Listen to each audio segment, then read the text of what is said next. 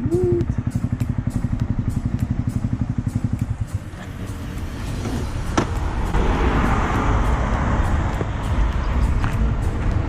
Ugh, that's a tight Grom. Oh man, that's a pretty tight Grom. Same belly pan as me. That's how you put it on. Okay. Same exhaust. Pretty tight.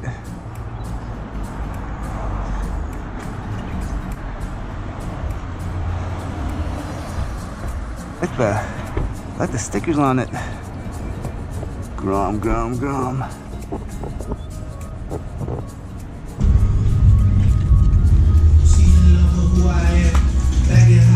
Hey, Brian?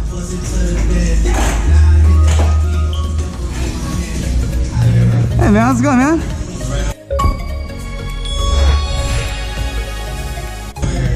Oh, it's not bad, actually. 20 minutes later.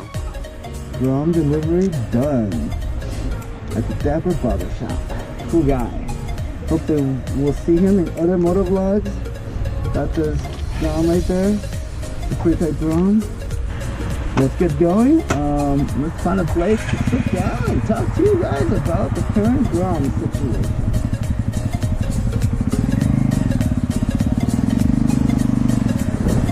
Eventually. Hey guys, unfortunately, the audio in my motovlog cut out and I got zero audio for the rest of the trip. Well, I'm just going to voice over what I pretty much did earlier and fix the audio at a later time. So we just got to downtown San Jose with this beautiful mural. I'm going to talk about the mods I've done to my Grom since I purchased it and my initial impressions of these mods. Let's get to the Grom reveal.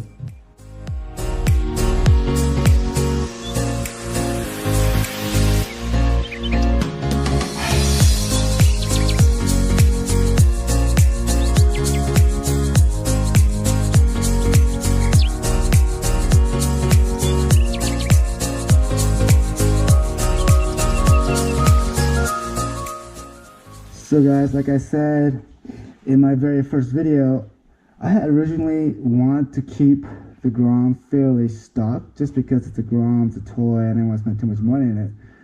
The only thing I would want to change after riding it, after test riding it, was to buy a exhaust. And that was my only mod that I can think of at the time that I wanted to invest in. But man, as you guys know, once you start one mod and you get bit by the upgrade modification bug, holy crap. You just want to mod everything at this point. So my very first mod that I ever done, like I said, was to buy an aftermarket exhaust. I didn't like the stock exhaust because I believe it came up too near the rear seat and it ruined the lines of the bike, in my opinion. So I went online, did some research, and found this Adonali Racing exhaust. It's fairly cheap, at $130, I think. That's shipped from Thailand. It doesn't really add any performance, but it makes the bike sound so much better. In fact, it might be a little bit too loud, but I've gotten used to it and I love it. The second mod that I did was to swap out the handlebars. I wanted something that's a little bit more nimble, that's more stable when I go in turns. And based on all my research, guys, the stock handlebars, while great going in a straight line, it was horrible when you're turning, when you're trying to, dip into a turn. So after much research, I ended up with the Pro Taper Honda Minis. And I have to say, guys, the Pro Taper Honda Minis are probably a must-do if you have a Grom. They're super easy to install. Basically, all you do is just swap out your old handlebars for this new handlebar, and that's pretty much it. And then I also switched out the grips. The stock grips were okay, but I want something more softer, more grippier, and these domino grips are legit. The other thing that I did, guys, just for aesthetic purposes, is I removed the left and rear mirrors. They were just coming up too high, and it kind of messes up the line of the bike. I want something a little more sportier.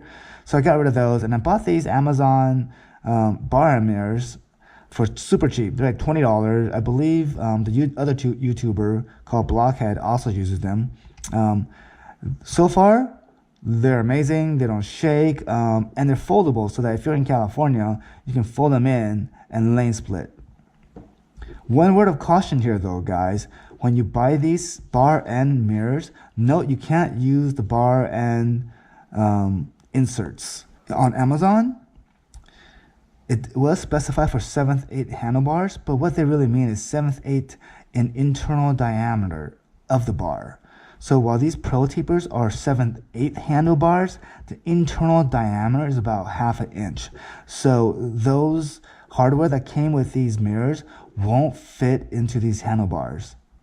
So instead of that, I just basically got rid of the hardware and just used the old clamp-on style, as you've seen here, and put Loctite on the nuts, and so far they've been great. I don't have any issues with it, and for $20 you can't go wrong with this.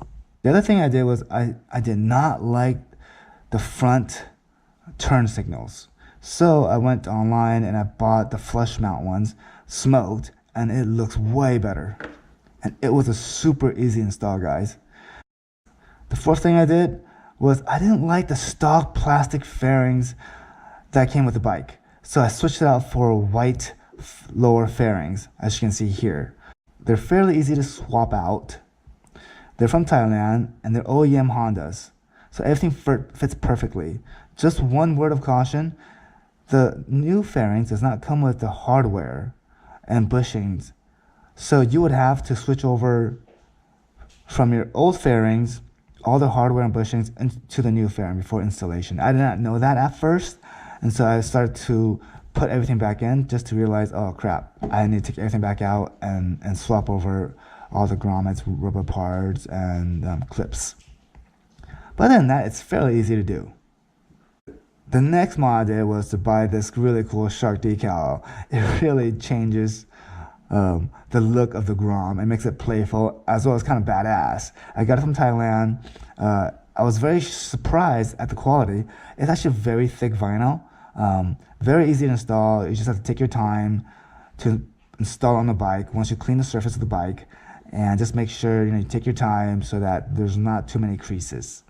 The next thing I did was also buy this belly pan from eBay. Really easy to install. It came in a month. Just got to make sure that your exhaust that you have is compatible with it. I believe this was made for the stock exhaust. So it didn't really play well with the Donnelly Racing exhaust, but I made it work, and so far it hasn't fallen off and it looks great. Last but not least would be this seat. I just bought this seat from Steady Garage. I never liked the look of the old stock seat. I think it looked plastic and looked cheap, and it was not comfortable at all.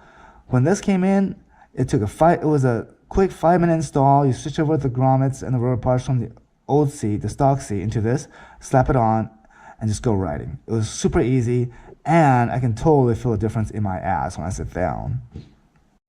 That's pretty much it, guys, for the update to my Grom. There's 2 more parts coming in that I'm going to install once they come in. I'll give you an update later. But so far, my initial impressions of the bike, it is just so much fun, guys. I wouldn't purchase this if it's your main bike, but it's a perfect secondary bike in your garage. One word of caution though, this bike gets more attention than my Ducati. Guys, no joke. When you ride around this bike, this will turn heads and people will want to know what kind of bike it is. It's just a fun bike and people just gravitate towards it. So if you buy this bike, if you buy a Grom, just know people will come talk to you about it.